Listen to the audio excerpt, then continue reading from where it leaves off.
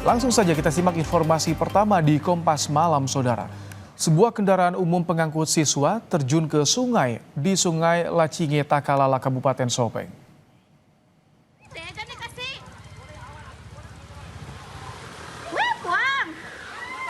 Kecelakaan tunggal terjadi saat mobil yang mengangkut sejumlah siswa SMP saat menghindari lubang yang berada di jalan.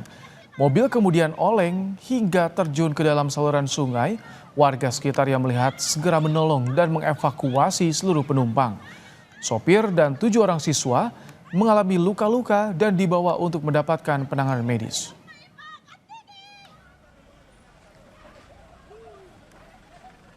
Mobil mikrolet yang mengantar siswa SMP.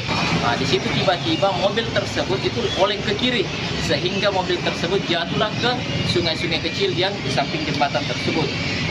Nah, sehingga kami bergegas langsung untuk lompat menolong korban-korban yang ada di mobil tersebut.